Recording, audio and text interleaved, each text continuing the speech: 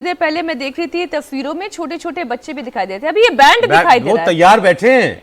अच्छा, मैं आपको बता देता हूं, आज परेड की जो शुरुआत होगी उसमें 300 कलाकार पारंपरिक वाद्य यंत्रों से सारे जहां से अच्छा की धुन बजाएंगे। उसके साथ परेड की शुरुआत होगी। इसके बाद 5000 अतिथि एक साथ कर्तव्य पथ पर ये भारत के विकास, विरासत और संस्कृति का जो वहां प्रदर्शन होगा उसको देखेंगे।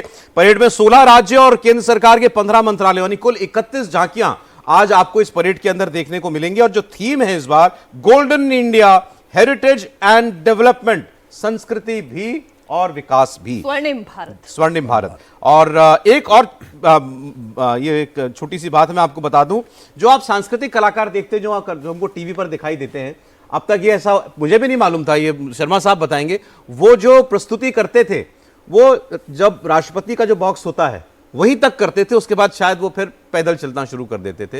लेकिन अब वो पूरे परेड में उनकी प्रस्तुति जारी रहेगी, जो सांस्कृतिक प्रस्तुतियां हो रही होंगी। सौरभ, एक्चुअली पहले क्या होता था कि वो 12 या 13 प्रस्तुतियां होती थी। अलग अलग जो स्कूल्स हैं उनके बच्चे आते थे या क्षेत्रीय जो इलाके हैं वहाँ से आते थे, और उसके लिए एक म्यूज़िक बजाया जाता था, वहीं उनकी प्रस्तुतियाँ होती थी जैसा आपने कहा। और फिर वही बात आ गई कि समय को देखते हुए पिछले कुछ सालों में आपने देखा होगा कि अब कलाकारों की संख्या बढ़ गई है, लेकिन प्रस्तुतियाँ वो कम हो गई हैं। लेकिन जो प्रस्तुतियाँ होती हैं वो लाजवाब होती हैं और उन्हें देख कर पिछली बार की बहुत अच्छे से याद है, भरतनाट्यम, कथकली, जितने हमारे शास्त्रीय नृत्य हैं वो तो थे ही, उनके अलावा लोक नृत्य भी थे। मीनाक्षी, ये देखें आप, हाँ। ये ब्रीफिंग जो हो रही है, ये तस्वीर कहाँ की है? मुझे लग रहा है जो परेड में दस्ते निकलने होंगे उन्हीं की होगी। साहब बेहतर बता पाएंगे। सिग्नल्स का कंट्रोल रूम है जो कि दिखा रहा है कि इस पूरे संचार व्यवस्था जो नेशनल वॉर मेमोरियल से लेकर के कंप्लीट कर्तव्य पथ पर है, उसकी संचार व्यवस्था के बारे में उन्हें ब्रीफ किया जा रहा है किस तरीके से। और वहाँ एक एक तार को रात के अंधेरे में हर आदमी जो सिग्नल का है वो चेक करता है कि कहीं there is no scope for any malfunctioning, कोई स्कोप है ही नहीं। मुझे भी तकरीबन 10 वर्षों का समय मिला वहाँ डीपीआर के स्टैंड से, राष्ट्रपति जी के बगल से, वहाँ अच्छा। से कमेंट्री करने का। और मैंने ये देखा हाँ। कि आज अगर आप सिर्फ उन बच्चों को ना देखें, उन सैनिकों को ना देखें, ये भी देखें कि उनके पीछे जो माँ है, मातृशक्ति है, वो मातृशक्ति कितनी प्रबल है। बिल्कुल, आप ठीक है। प्रदीप जी, आप भी कुछ ऐड करना चाह रहे हैं? मैं ये जो अभी दिखा रहे हैं बूथ, ये सिग्नल्स का है जहां लोकल कमेंटेटर्स हैं, और उनके ठीक ऊपर दूरदर्शन का है। अच्छा। और इसकी बाईं तरफ राष्ट्रपति महोदय होते हैं, और राष्ट्रपति की बाईं तरफ आकाशवाणी का बूथ होता है। और साथ ही अगर हम सामने की तरफ नजर दौड़ाएं, वो शायद हमें यहाँ नहीं दिख पाएगा, वहां पर एयरफोर्स का कंट्रोल रूम होता है। तो ये सब जो क्षेत्र हैं ये बहुत ही खास है। दरअसल सारे कंट्रोल रूम आप बता रहे हैं वहीं से सब संचालित हो रहा है। बिल्कुल। और एक चीज मैं बता दूं, क्योंकि जब परेड शुरू हो जाती है उस दौरान भी मौका ही नहीं मिलता। और बाद में भी जो 21 तोपों की सलामी दी जाती है जी, वो सलामी मंच के सामने जो स्थान है जहां सारनाथ का हमारा एक जो राष्ट्रीय चिन्ह जो हम प्रदर्शित करते हैं, उसके पीछे की तरफ वो गनर्स होते हैं। और ये स्वदेशी प्रणाली से आजकल 21 तोपों की सलामी दी जाती है। 15 अगस्त, 26 जनवरी, और जो हमारे राजकीय अतिथि आते हैं, जो राष्ट्राध्यक्ष होते हैं, उन्हें 21 तोपों की सलामी दी जाती है। और साथ ही वहाँ 2 बैंड होंगे, एक पाइप एंड ड्रम और एक सैन्य बैंड। वो अलग अलग उनकी जिम्मेदारी होती है। कोई क्विक मार्च बजा रहा है, और किसी की जिम्मेदारी है जब राष्ट्रपति का आगमन होगा, प्रस्थान होगा, तब राष्ट्रगान की धुन होगी। क्योंकि ये प्रोटोकॉल है, जब भी राष्ट्रपति महोदय पधारते हैं और प्रस्थान करते हैं तो राष्ट्रगान ज़रूर होगा। और राष्ट्रपति भवन में समय के हिसाब से उन्हें एक अलग सलामी भी दी जाती है, धुन बजती है। तो ये प्रोटोकॉल्स जो हैं, जब हमारे बच्चे उनको देखते हैं, सोचते हैं, समझते हैं जी, तो वाकई जैसा भी कर्नल साहब ने कहा था, उनके मन में भी एक जज्बा, दरअसल जज्बा तो है ही, और साथ ही डिसिप्लिन आता है। डिसिप्लिन, बिल्कुल, ये सबसे बड़ी बात है, अनुशासन। आपने डिसिप्लिन की बात की, और देखिए सामने एनसीसी के बच्चे हैं। बहुत, ये अगर किसी को ये सौभाग्य प्राप्त हो जाए एनसीसी में रहने का कुछ वर्षों की, तो जिंदगी बदल जाती है। बिल्कुल। और अगर आप देखें तो युवा तूफान ला सकता है। और ये बात हम तब समझेंगे जब हम युवा को उल्टा करें। तो युवा वायु की जगह वो वायु हो जाता है, क्या बात और वो तूफान ला देता है। और जितने बच्चे हैं, मैं ये कह रहा था कि अगर जीजाबाई जैसी मां न होती तो शिवाजी जैसे महानायक न होते, युद्ध नायक न होते।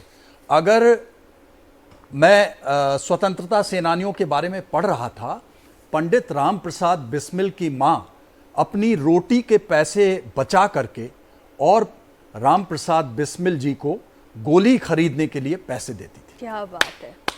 और पंडित राम प्रसाद बिस्मिल की मां ने और उनके पिताजी ने जब 200 रुपये जीवन रक्षक दवाई देनी थी अपने छोटे पुत्र के लिए, वो दवाई न देकर 400 रुपया देकर क्रांति की आग में उसको और प्रज्वलित करने के लिए ईंधन के रूप में वो 400 रुपये दिए। अगर आप सच में देखें तो जो अभी भी व्यक्तित्व हैं, जो शीर्ष नेतृत्व हैं, अभी मैं पढ़ रहा था एक जगह पर कि माननीय प्रधानमंत्री जी की मां ने भी, मां हीराबेन जी ने 100 वर्ष जब पूरा हुआ तो माननीय प्रधानमंत्री महोदय को उन्होंने कहा, काम करो बुद्धि से, जीवन जियो शुद्धि से। तो काम करो बुद्धि से, जीवन जियो शुद्धि से, अपने रोम रोम में भर दो भारत की सुगंधी से। क्या बात है। कुछ तस्वीरें आपके सामने हैं। आज ये प्रधानमंत्री के लिए 11वां अवसर होगा जब वो 26 जनवरी की परेड की सलामी ले रहे होंगे। पहले राजपथ कहा जाता था इसको, अब ये कर्तव्य पथ है। प्रधानमंत्री ने ही इसे कर्तव्य पथ नाम दिया है। और ये आपके सामने वो तस्वीरें हैं। अच्छा, हर बार उनका साफा बड़ी चर्चा के केंद्र में रहता है कि इस बार उन्होंने कैसा साफा पहना है, और अधिकतर वो राजस्थानी साफा ही पहने हुए दिखाई देते हैं और जबरदस्त उसका तोरण दिखाई देता है। आप जो एनसीसी कैडेट की बात कर रहे थे, मैं अभी एक ताज़ा उदाहरण उनका देती हूँ। अभी पिछले 2 हफ्ते मेरा महाकुंभ में रहना हुआ और कर्नल साहब एनसीसी के कैडेट्स वहाँ पर अपनी सेवा देते हुए दिखाई दे रहे थे। अलग अलग पेंटोन पुल पर वो खड़े हुए थे कि आम राहगीरों को, श्रद्धालुओं को, तीर्थयात्री सनातनियों को कोई परेशानी ना हो। और क्या उनका डिसिप्लिन, क्या बात करने का उनका तरीका, इतनी विनम्रता, इतने प्रेम से वो बात कर रहे थे, उससे ये समझ में आ रहा था कितनी मोरालिटी उन्हें सिखाई जाती है, कितना डिसिप्लिन उन्हें सिखाया जाता है। और सब कॉलेज के बच्चे दिखाई दे रहे थे, युवा हमारे देश के। बहुत अभी मुझे मौका मिल रहा है प्राइम मिनिस्टर रैली और एनसीसी परेड जो कल है उसमें भी कमेंट्री करने का। और जब आप उन बच्चों से मिलते हैं तो उनसे मिलने के बाद वहाँ कुछ परिवर्तन कितना आता है वो अलग है, लेकिन मुझे लगता है मैं भी ज़्यादा मजबूत महसूस करता हूँ।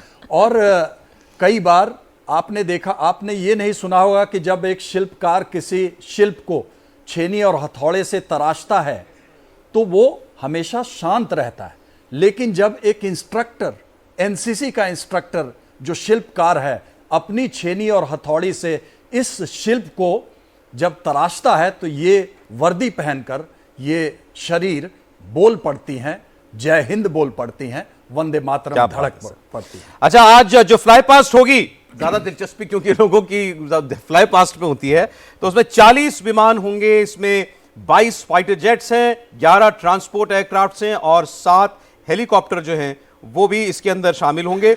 और आपको यह भी बता दें, पहली बार सशस्त्र बलों की ट्राई सर्विस सशक्त और सुरक्षित भारत झांकी का प्रदर्शन किया जाएगा। मार्चिंग कंटिजेंट में 8 आर्मी, नेवी और एयरफोर्स के होंगे, 5 गृह मंत्रालय का और 1 कोस्ट गार्ड की फोर्स का होगा। मार्चिंग कंटिजेंट में बीएसएफ का एक दस्ता ऊंटों के साथ भी आपको दिखाई देगा। यह हर वर्ष दिखाई देता है, बड़ी खूबसूरत तस्वीर होती है वो। और एक दस्ता हमेशा जो हमारा मेहमान देश है, जिसके नेता आए हुए हैं, उस देश का भी एक दस्ता होता है। तो एक मार्चिंग कंटिजेंट वो इंडोनेशिया का भी आपको इसके अंदर दिखाई देगा। और पहली बार, जहां हम अभी बात कर रहे थे हम कौन से हथियारों की प्रदर्शनी करते हैं, कौन से हथियार दिखाते हैं, तो नई जो चीज होगी प्रलय मिसाइल, वो आपको पहली बार देश को और दुनिया को पहली बार यहां देखने के लिए मिलेगी। ये भारत ने खुद डेवलप की है, जमीन से जमीन पर मार करने वाली ये मिसाइल है। अच्छा, एक तस्वीर प्रदीप जी आप भी देखें, दर्शक भी देख रहे हैं, जो साल 2015 से 2024 तक हमारे विशिष्ट अतिथि रहे हैं। बराक ओबामा यूएस के राष्ट्राध्यक्ष जब थे वो भारत आए थे, फ्रांसवा ओलांद वो भारत आए थे, यूएई के राष्ट्राध्यक्ष मोहम्मद बिन नहयान वो भी भारत आए। ये भी भारत की एक गौरव गाथा है, अलग अलग मेहमानों का भारत आना, और भारत के इस गौरव का वो भी साक्षी बने। बिल्कुल, क्योंकि जो भी आपके मुख्य अतिथि बनकर आते हैं तो ना सिर्फ वो हमारा मान बढ़ाते हैं, बल्कि हमारा ये विश्वास भी बढ़ाते हैं कि हम उस लायक हैं, उस स्तर पर हैं कि जहां लोग आना चाहते हैं। आप देखें कि आप हर जगह नहीं जाना चाहते।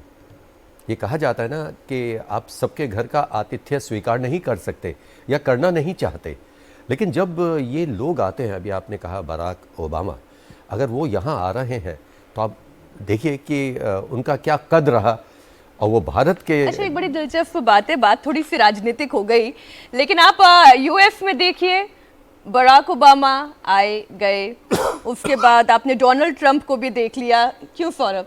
डोनाल्ड ट्रंप के बाद फिर हमने बाइडेन साहब को भी देख लिया, फिर डोनाल्ड ट्रंप देख लिया, और यहाँ पर प्रधानमंत्री नरेंद्र मोदी हैं सबके स्वागत के लिए। या बिल्कुल बिल्कुल, और वो जो मेहमान आते हैं उनके लिए भी बड़ा रोमांचकारी अनुभव होता होगा, क्योंकि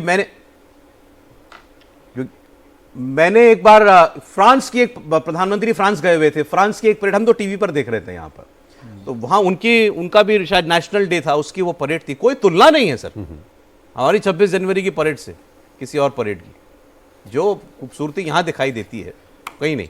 रशिया की भी एक हम उसमें साक्षी बने थे, हमारे रक्षा मंत्री राजनाथ सिंह गए थे रशिया, उनके भी परेड में भारतीय दस्ता भी था। भारतीय दस्ता था, जैसे आज इंडोनेशिया का बैंड भी है, मार्चिंग दस्ता भी है।